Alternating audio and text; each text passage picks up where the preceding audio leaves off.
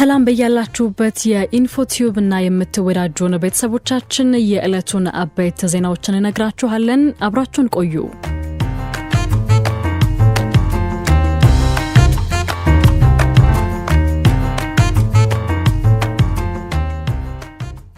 ከዛሬ ጀምሮ ትምህርት ቤቶች ላልተወሰነ ጊዜ ይዘጋሉ። ትራንስፖርትን ጨምሮ ለበሽታው አስጊ የሆኑ እንቅስቃሴዎች ላይ ገደብ ጥለናል ሲል የዳሰነች ወረዳ አስተዳደር አስታውቋል። በደቡብ ኦሞ ዞን ዳሰነች ወረዳ በማርበርግ ቫይረስ ስጋት ምክንያት ትምህርት ቤቶችን ጨምሮ ሕዝብ የሚሰበሰብባቸው የትራንስፖርትና የመዝናኛ ቦታዎች ላይ እገዳ መጣሉን የወረዳው ምክትል አስተዳዳሪ አቶ ኡመር ኖኩቤ ለቲኪቫ ኢትዮጵያን የተናገሩት በአካባቢው አንድ ሰው በቫይረሱ ምክንያት ህይወቱ ማለፉን ተከትሎ ውሳኔው መተላለፉን የገለጹት ምክትል አስተዳዳሪው በወረዳው ዋና አስተዳዳሪ የሚመራ ግብረ ኃይል ተወያይቶ ውሳኔ ማስተላለፉን ገልጸዋል። በዚህም መሰረት በወረዳው የሚከተሉት ጉዳዮች ላይ እገዳና ክልከላ መጣሉን አቶ ኡመር ገልጸዋል። በዚህም መሰረት ትምህርት ቤቶች ላልተወሰነ ጊዜ ዝግ ሆነው ይቆያሉ። የህዝብ ማመላለሻ ተሽከርካሪዎች አገልግሎት እንዳይሰጡና የሁለት እግር ሞተር ሳይክሎችም ከአሽከርካሪው ውጪ ሁለተኛ ሰው ላልተወሰነ ጊዜ መጫን አይችሉም። ሰርግ፣ ምረቃት፣ ድግስ በሐዘንም ህዝብ ሊያሰባስቡ የሚችሉ ሁኔታዎችን ላልተወሰነ ጊዜ እንዲቆሙና ቀብር በጤና ባለሙያዎች ስምሪት ብቻ እንዲከናወን ዲኤስቲቪን ጨምሮ ፑል ቤቶች፣ ቤቲንግ ቤቶች እንዲሁም የምሽት ዳንስ ቤቶች፣ ጫት ቤቶች ላልተወሰነ ጊዜ ተዘግተው ይቆያሉ። ሰዎች በቡድንና በብዛት የሚሳተፉባቸው ማንኛውም አይነት ስፖርት ውድድሮች በወረዳው እንዳይካሄዱ ውሳኔ መተላለፉን አብራርተዋል።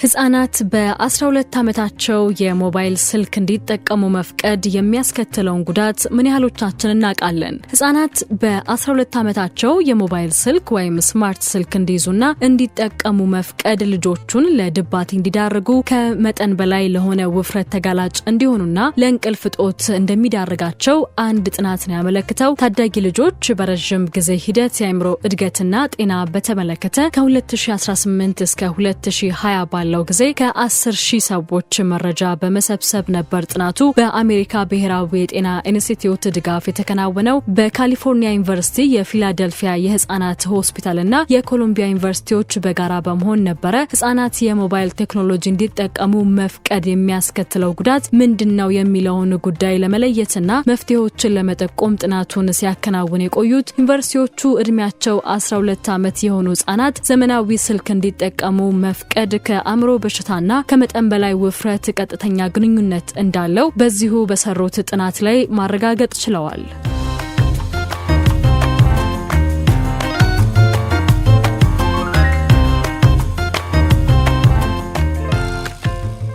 ጫትን አብዝቶ መጠቀም የደም ግፊትን በከፍተኛ መጠን ይጨምራል ተብሏል። አነቃቂና ሱስ አምጪ ከሚባሉ እጾች መካከል አንዱ የሆነውን ጫት አብዝቶ መጠቀም የደም ግፊትን እንደሚጨምር ተነግሯል። በአዲስ አበባ ዩኒቨርሲቲ የስነ ምግብ ሕክምና ባለሙያ ረዳት ፕሮፌሰር ዘላለም ደበበ ለብስራት ሬዲዮ እንደተናገሩት በርካታ ሰዎች ጤናማ የአመጋገብና የአኗኗር ስርዓትን ባለመከተላቸው ተላላፊ ላልሆኑ በሽታዎች እየተጋለጡ ይገኛሉ።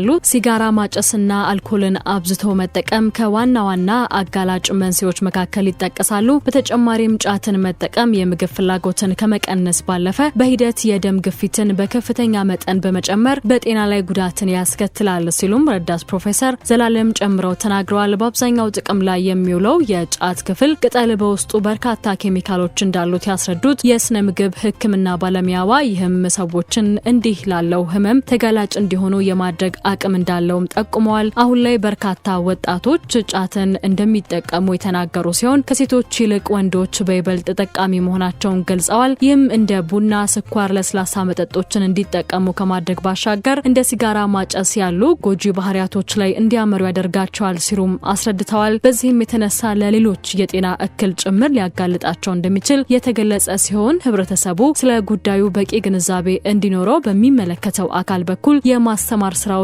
መስራት ይገባል ሲሉም ነው ያሳሰቡት።